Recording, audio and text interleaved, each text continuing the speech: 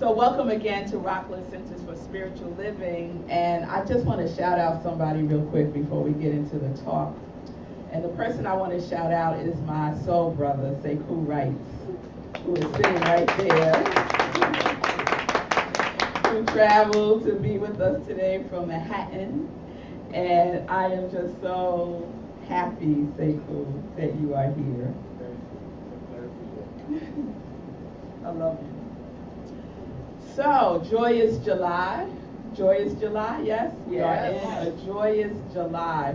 And one of the things that I like to do when we start a new month is to see what is being observed for the month, like what day it is. And does anyone else do that? Yep. Okay, Chris, thank you. Because we're weirdos. That's right. Yeah, 'cause we're weirdos. So that's what weirdos do.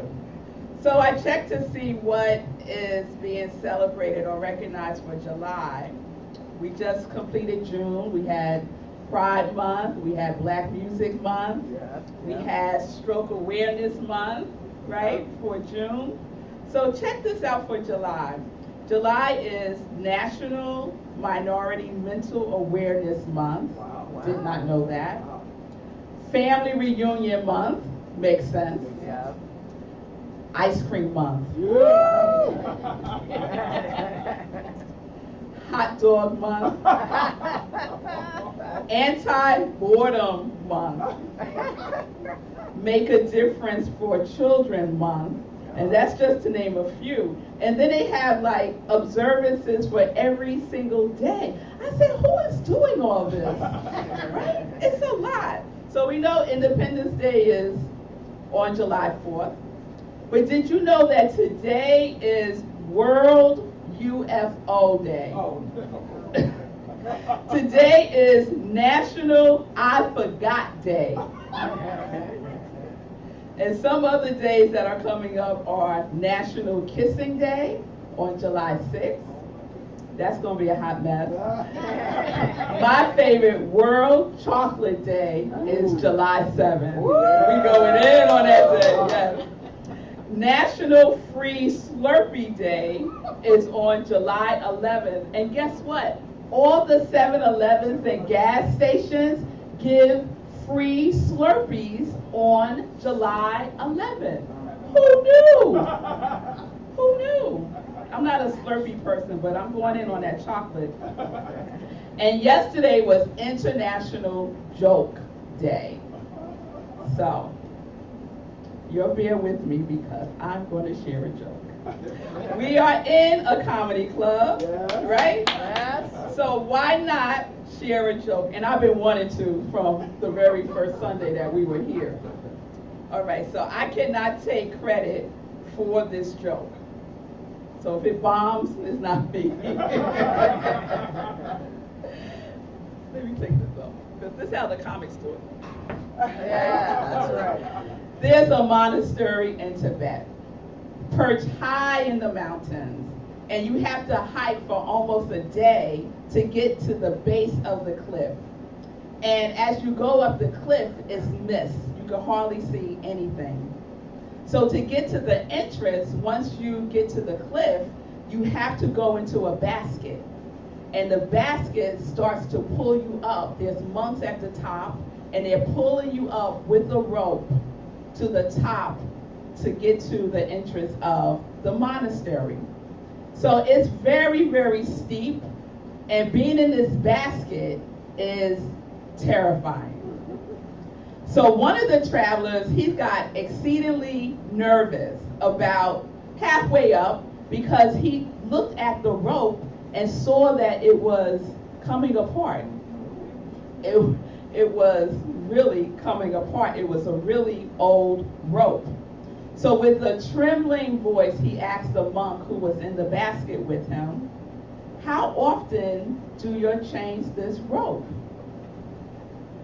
The monk looked at him, looked at the rope, thought about it for a moment, and then he answered, "Whenever the rope breaks."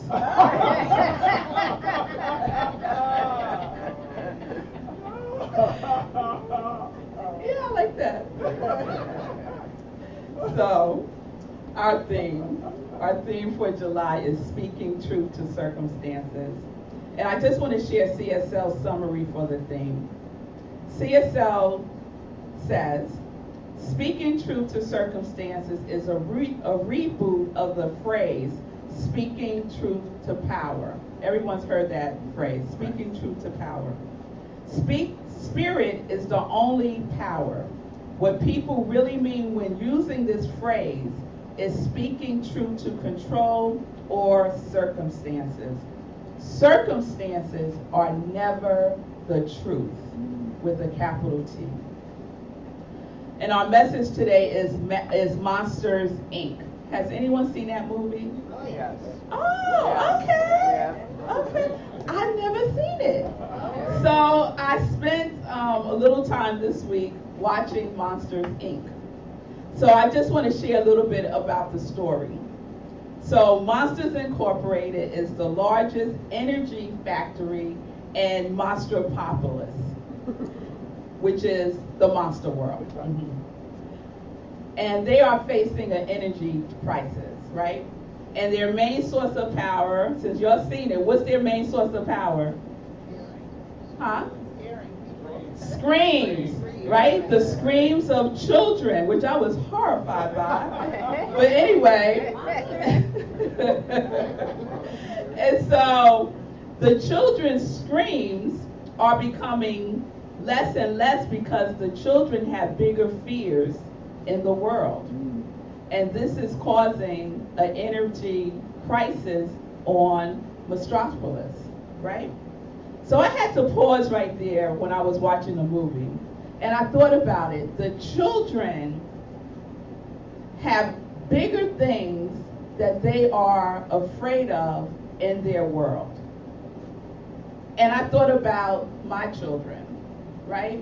Our children, and the bigger things that they are afraid of in the world now.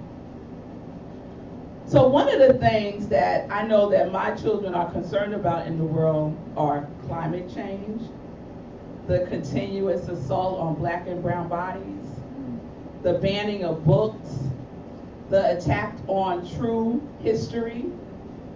And when I think about the Supreme Court has become a monster in and of itself. The Supreme Court ruling that reversed Roe versus Wade. Growing up, I had a poster. When I was 16, when I was my girl's age, I had a poster of Prince hanging on my wall. My daughter Zola has a poster on her wall that says, "Bands off my body, support women's rights." Wow. Okay? This is what our children are in fear of. These are the monsters that they are dealing with today. And then recently, the Supreme Court decision that reversed aspects of affirmative action, right? They struck down all racial and ethnic preferences in college admissions. However, they kept legacy status. They kept being on the dean's interest list. They kept athletic recruits. And they kept, if you're a child of an employee at the college, you have a leg up also. So basically, this Supreme Court ruling benefits students who are already privileged. Yes? Yes.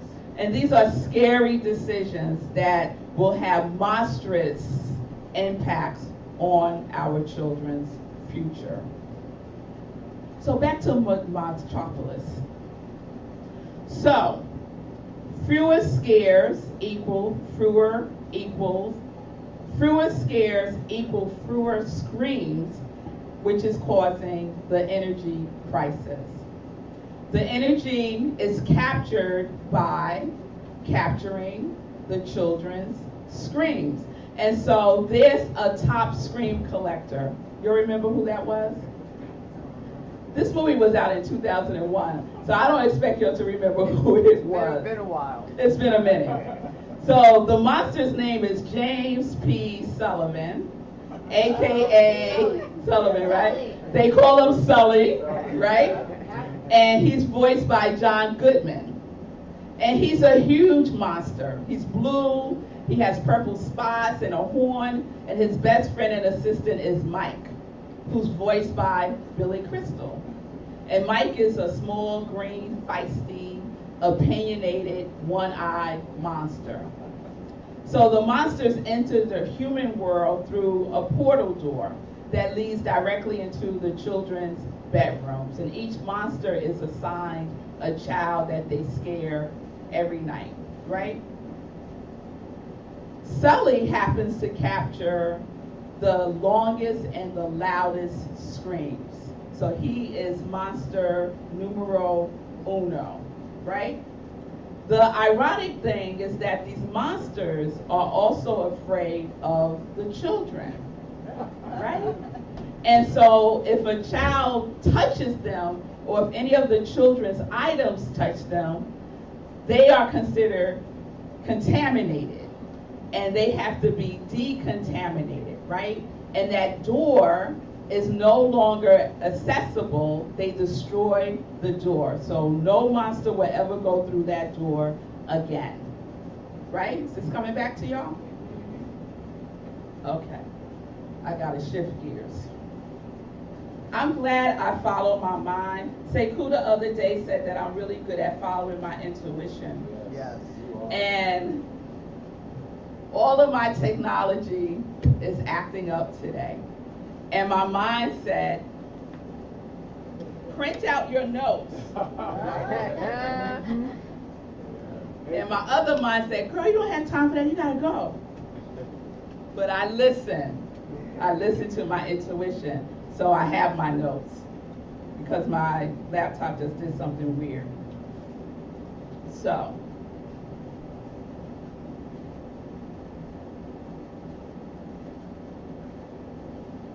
Where were we? Okay, so we know that the monsters are afraid of the children, and we know that if any of them are touched, they are contaminated. So one day, Sully goes into the factory, and the door, there's one door there. And he's like, why is this door there? And he opens the door, and he enters into a child's bedroom. But there's no child there, which is odd. He turns around, and there's the child. Where's the child? In the monster world. And he is horrified. Horrified, one, that the child is in monster world. Horrified, two, because he's horrified of children. He's scared. And this little child, who's about 2 years old, decides that Sully is the best thing since dark chocolate. And she wants to play with him. And Sully is doing his best to get away from her. But she's relentless. She is relentless. She is going to have her some Sully love if it's the last thing she does. So over time, Sully's heart melts, and he begins to love this little girl who he named Boo, because Boo would yell boo to scare Sully, right? Now there's another monster whose name is Randall, and Randall is jealous of Sully. Randall wants to be the top scream collector, and Randall is assigned to this little girl, and he decides he's going to kidnap her, use her to test a new machine that will transform the way that they collect screams. And it will make him very wealthy, and it will make the CEO of Monsters, Inc. very wealthy also. So he goes about plotting to kidnap Boo, and that's why the door was there, right? Sully finds out about this plot, and he wants to protect the little girl, and he wants to get the little girl back into the door portal, which has suddenly disappeared because of Randall. So after a while, they figure out a way to stop Randall. I'm jumping ahead here, y'all. They figure out a way to stop Randall, Mike, Sully, and Boo, like foil the whole plot and save not only Boo, but also saved their world, because Sully discovered that laughter was more powerful than screams. He's with Boo one day and made her laugh unknowingly, and when she laughed, it was a power surge. And he was like, oh, what's happening? And this would happen every time she laughed. So Sully transformed Monsters, Inc., because the CEO got ousted, Randall got ousted, by laughter. So instead of terrifying the children, the monsters would make the children laugh. Right? So Sully and Monsters World was faced with a circumstance, right? This energy shortage, right? It was a condition that they were faced. But the truth of the matter was deeper than what the appearance was. The truth of the matter was that there is a solution when we are in our joy, when we are accessing the deepest part of ourselves that connect each other to each other. And I just found this a really clever way that this movie, whoever wrote it, it's a Pixar movie, used that scenario to demonstrate that we are bigger than our circumstances, and that love is always the answer, no matter what. No matter what, love is always the answer. So I want to share 3 lessons that I gleaned from the movie that speaks to our topic, our theme for the month, speaking truth to circumstances. And Chris invited us to bring forth circumstances in our lives and to write a truth statement about that circumstance. And Chris, we are like right here, because that is what we're going to do. We're going to get there. So let me share lesson 1. Shift your perspective. Lesson 1. A shift in perspective changes the way we see our circumstances. Sometimes we get so connected, so obsessed with what we see with these eyes, our physical eyes, that we don't think that there's another way to see something through our spiritual eyes, to shift our perspective using our spiritual eyes. Yes? So Sully shifted his perspective about children. He was terrified of them, thought they were toxic even, right? And that shift in perspective saved his world, in essence. That shift in perspective got him in touch with the joy within him. The monsters are now allowing the children to just laugh. And that is saving their world. What in your world can you shift that will save you today? What perspective can you shift that will save you, that will power you up? Yes? So that's 1. Second lesson.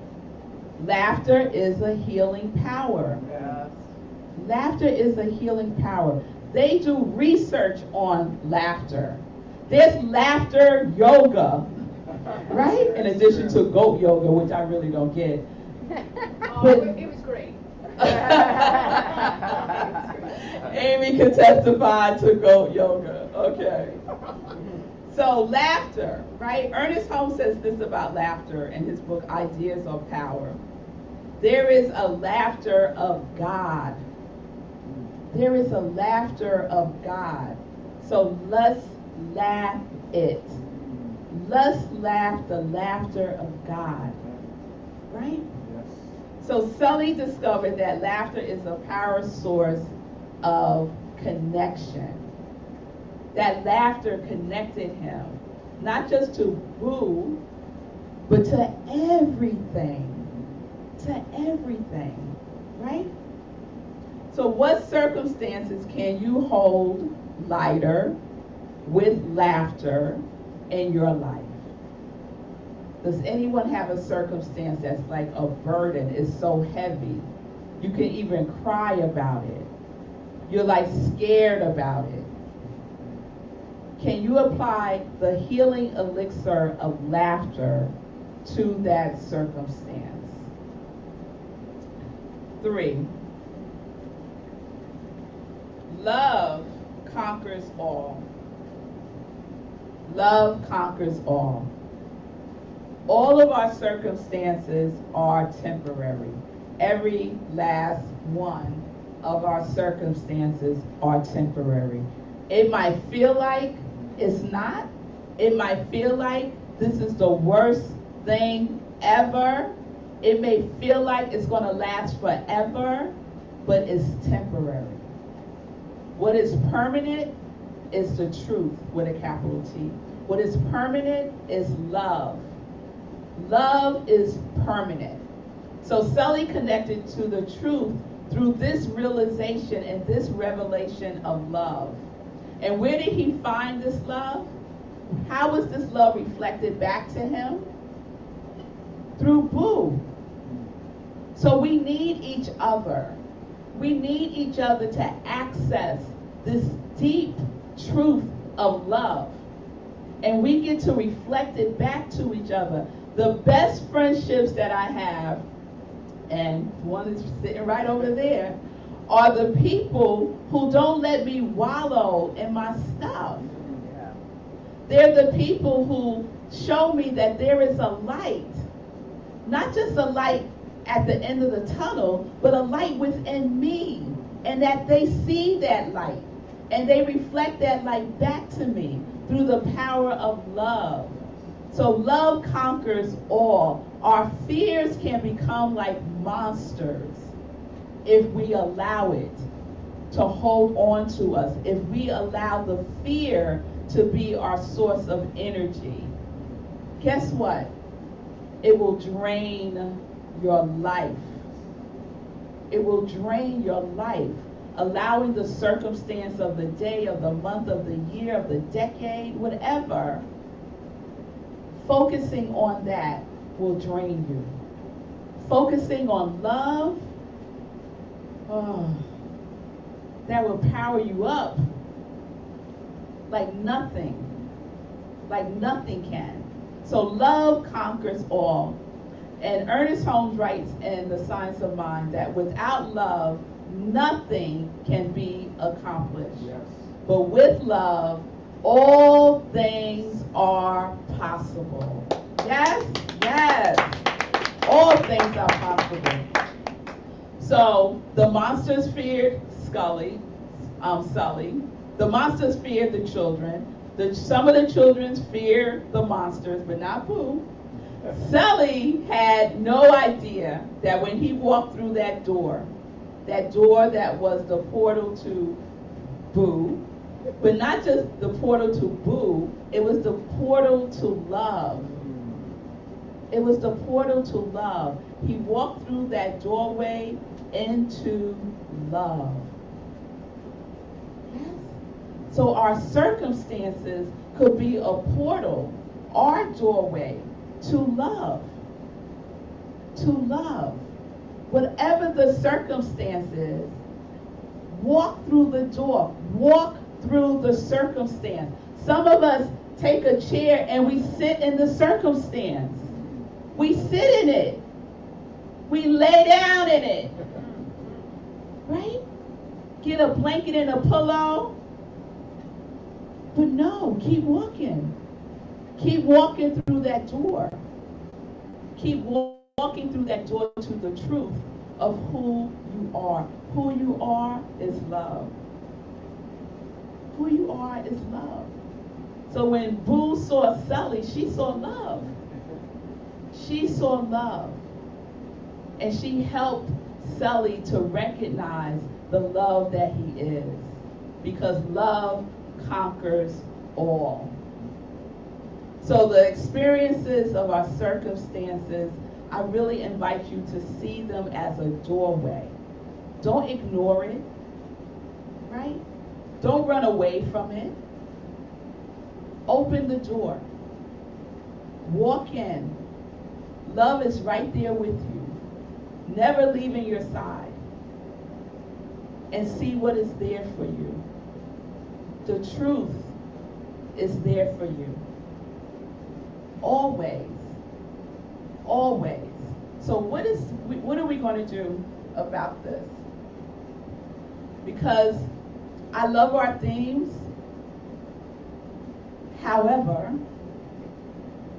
the themes is not just a theme for Sunday. The theme is something that we can incorporate and use every single day, at least for the month.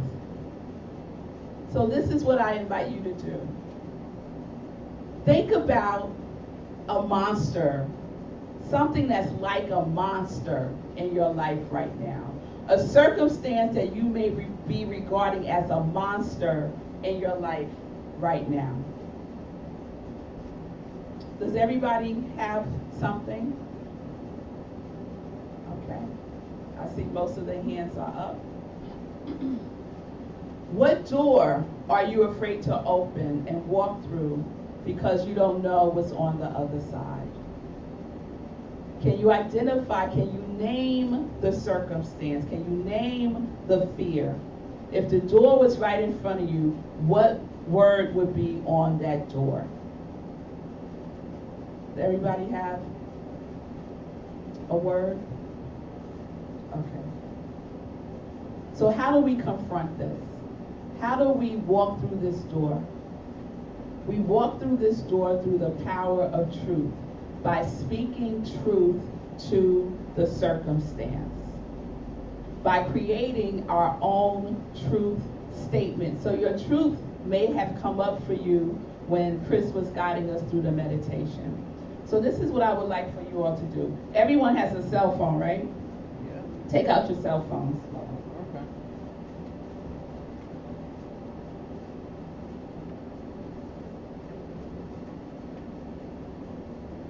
Open up the Notes app or somewhere where you can write something down into your cell phone.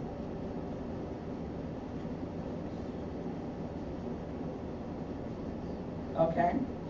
So we're going to create our very own truth statement. And I shared one a couple of months ago that I've been using. Moving forward, nothing but good shall come forth from this. That's a truth statement. I'm going to share a couple of others just to give you some ideas.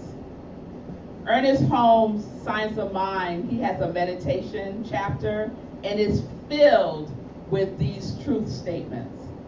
One is, if your circumstance is indecisiveness, a truth statement is perfect intelligence directs my thoughts. Perfect intelligence directs my thoughts.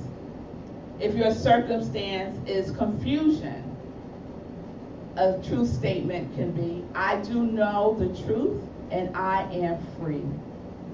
And I'll share one other that's probably common. A circumstance of finances, right?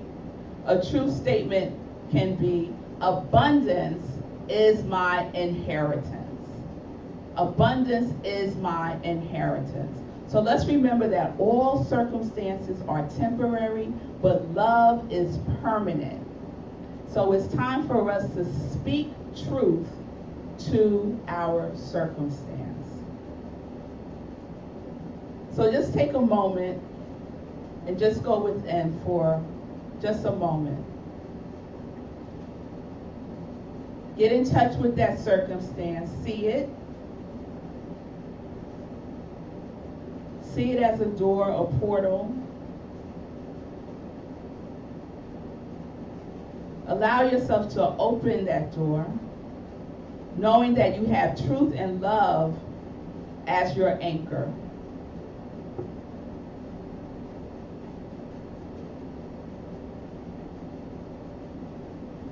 Take a deep breath.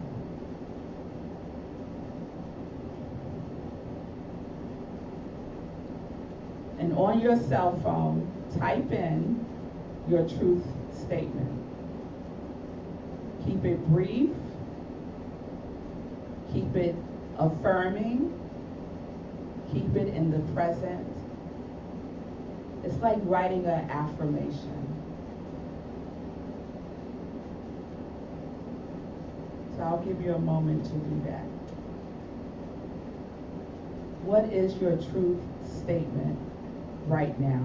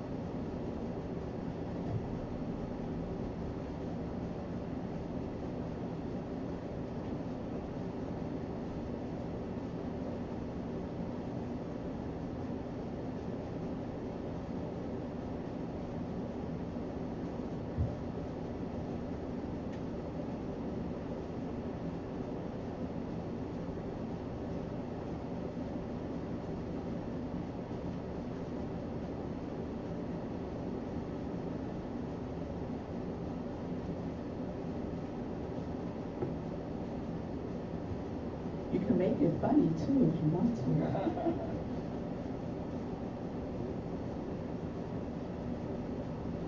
Okay, everybody has something? Anybody want to share theirs? Chris? I am safe in the arms of God's love. I am safe in the arms of God's love. Yes, you are, Chris. How about one more? Say cool. The truth of my living situation is so good, it's beyond the power of my living. Ooh. The truth of my living situation is so good that it is beyond the power of my thinking. All right, yes, yes, yes. So whatever your true statement is, this is the invitation to affirm it every single day for the month of July. Because this is how we get to anchor ourselves in the teachings. It's not just about Sunday and coming to service. It's about what we do when we walk out that door, right? Every single day. So it doesn't take long to say your true statement. And I'm saying just say it at least once a day. At least once a day. Attach it to something. Every time you look in the mirror, say your true statement. You're getting ready to brush your teeth. Say your true statement. Your hand is on a doorknob. That's a good one. Say your true statement. Every time you lay down, say your true statement. Before you get out the bed, say your true statement. But attach it to something that you do on a regular basis, because that will anchor it for you. Yes? Yes. And it doesn't take long. I timed out the true statement. Moving forward, nothing but good shall come forth from this. It took 3.81 seconds. Wow. Right? Because I said it really fast that time, but we're not going to say it as fast as I just said it. We're going to say it intentionally with feeling. We're going to feel it. Okay? You're with me? Yes. Every day for the month of July. Yes. Okay? Yes. All right. So that's what we're going to do. So let's close this. I want to close this with a quote that I found from Emmett Fox. He said, "Many people look upon the change with dread and foreboding. But for those on the spiritual path, change is a fuller expression of life. When a problem, circumstance, or condition arises in your life, that indicates a change. Rely upon God and realize that it is not so much that a door has closed on a chapter in your life, but rather that a door has opened on new and more interesting things." But we won't know that unless we open the door and we walk through the portal with love. Peace and blessings, everyone.